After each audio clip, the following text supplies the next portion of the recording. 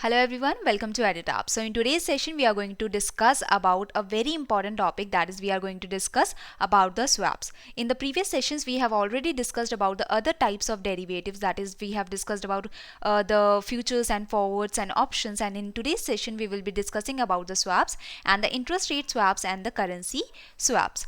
So now before starting with the important topic, there is a big offer from EduTap that we are providing flat 40% plus 10% off on all these courses, and you can avail this offer by using the code PONGAL, and this is valid till 16th January 2022.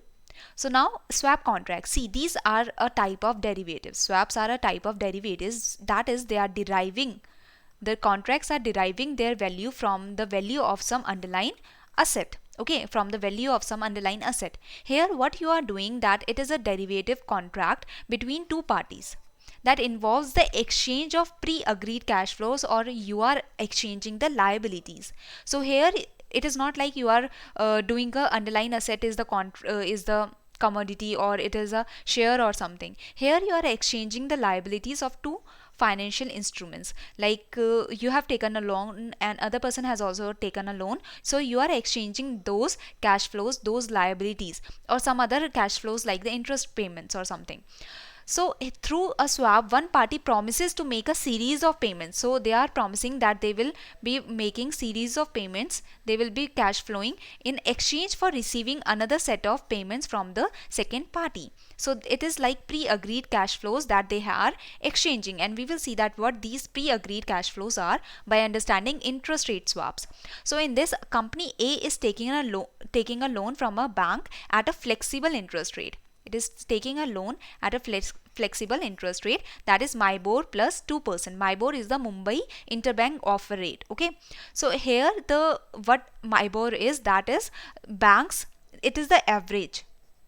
It is the average of the interest rate that the banks are taking for giving the loans to the other banks. So that is MIBOR. That is the average of the interest rate that the banks are charging from the other banks. That is the interest rate that the banks are charging from the other banks for giving overnight loans, and this is a flexible interest rate because the MIBOR keeps on changing as it is a overnight interest rate. Okay, so company A is expecting that the MIBOR will increase, and that's why it is very afraid that if the MIBOR increases to 9%, it increases to 10% or 11%, then it will have to give too much of interest rate. Okay, and why this extra 2% is added? Because when a bank gives loan to other banks, it is sure that the loan will come back.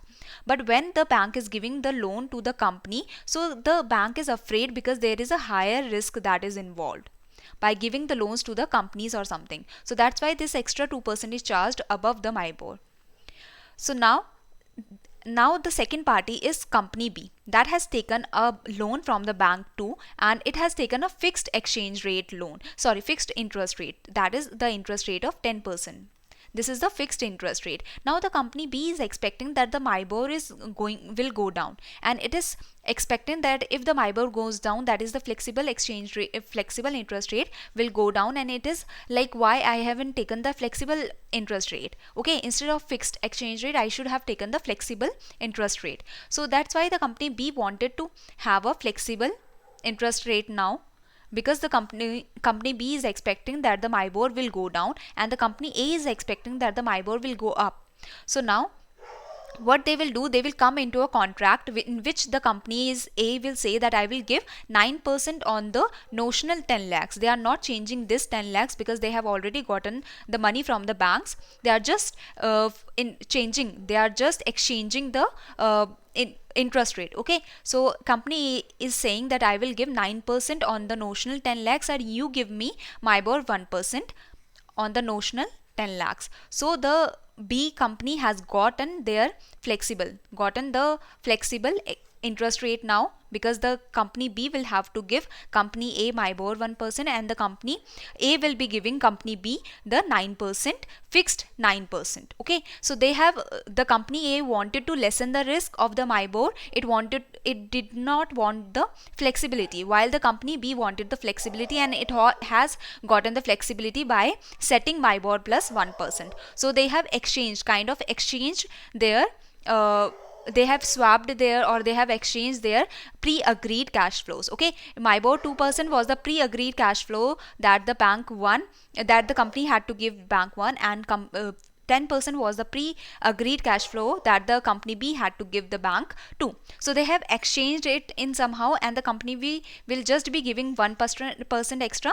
Otherwise, it is getting 9% from the company A, and the company A will have to give MIBOR plus 2%. So it also have to give only 1% extra. Otherwise, it is getting the flexible interest rate from the company B. Okay, so that is, an interest rate swap is an agreement between two parties to exchange one stream of interest payments for another. So they are exchanging their stream of interest rate. Okay, interest payments we can say. This kind of exchange is called plain vanilla interest rate swap. Okay, where a flexible interest rate has been changed for the fixed interest rate, or the fixed interest rate has been changed for the flexible, exchanged for the flexible interest rate over a set period of time. Okay, let's say they both have taken the loan for 5 years. So this kind of contract, I hope you have understood that pre-agreed cash flows has been exchanged between the two parties, and they are exchanging, and this is the over-the-counter swaps are the over the counter, because they are being traded in between the two parties and no authorities involved, and it is a customized kind of contract, because their both needs are being met. Okay, and they both are making the contract, coming into a contract. So now currency swaps, see, in the interest rate swap, only the interest rate was being exchanged, like the flexible one was exchanged for the fixed, and the fixed one was exchanged for the flexible. See, the bank will not exchange it, because the contract, because the bank has already given the loan on the fixed one or the flexible one, so the bank was not changing. So the two companies came into a contract in between themselves. But in currency swap, what is happening, not only the interest rate but the principal amount is also exchanging. The companies are also exchanging the principal amount. So a currency swap is an agreement in which two parties are exchanging the principal amount of a loan and the interest in one currency for the principal and interest in another currency. That is, there is a US person. Okay, there is a person in US that wants to establish a company in the UK. He wants to establish a company in the UK, and there is a person in UK that wants to establish a company in the US. Okay, so this person, the US person, wants to take loan in UK, and he wants to give the interest payment also. He will give in the UK only, because he will be earning in the pounds. Okay, because he will be earning in the pounds, so he want to take loan in the pounds and give the interest payment also in the pounds. And the person that is opening the company in the US wants to take loan in the dollars, and he wants to give interest in the dollars also, because he will be earning in the dollars. Okay, because he is opening a company in the US, so he will be earning in the dollars, so he want to give the loan and give the interest payment in the dollars only, and he want to spend it in his own company, so he wants the loan to also be in dollars. But what happens that here, when the UK person is taking loan in US, the loan is of 11%. But if the US person has taken a loan in US, the loan is only of, the interest rate is only of 8%. And when the UK person has taken the loan in the UK, it would have been of 9%. And if the US person is taking a loan in the UK, the loan is of 12%, let's say. Okay, so now it is very expensive for the US person to take loan in the UK, and it is very expensive for the UK person to take loan in US. So what will they do? Because they want to take loan in the other country only, because they will be earning in the currency of the other country. Okay, and they will be spending the money in that country only. So they will come into a contract. The US person will say that I will take a loan on 8% in US in dollars, and I will give you the loan. Okay, I will give you the loan, and even the liability of the interest payment, even the interest payment you will have to give.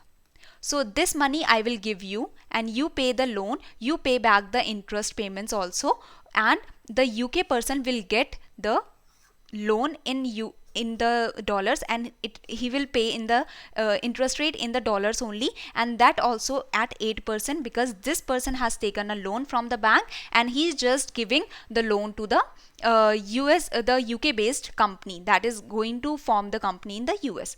And this person, the UK person, is taking the loan in UK and he is giving the loan to the US person that is forming a company in the UK, and the US company or the US person that has formed the company in the UK will be paying back the loan and the interest payment. So the bank would not have given them the money in such less percentages, but they have came into a contract, that is the currency swap contract, that they are swapping the loan and the interest payments. They are taking the loan in their own country and then they are giving that money to some other person that want, and they are swapping their loan and the interest payment. So this is what the currency swap actually is. Okay, they are not only swapping the interest payments, but they are also swapping the loans that they have taken. So this is the whole concept of the swap, that is the liabilities or the pre-agreed cash flows are getting exchanged. Okay. So now practice question: an agreement in which two parties are exchanging the principal amount of a loan and the interest in one currency for the principal and interest in the other currency, what is it called? And I hope you can easily answer this question now. These are the people that have given the right answer of the previous session question: Hansa, Manoj, Yash, Arvind and Vinod. Well done you guys, and thank you very much. I hope you have understood the topic. If you have any query, you can mail us here or you can contact us through this number. Thank you.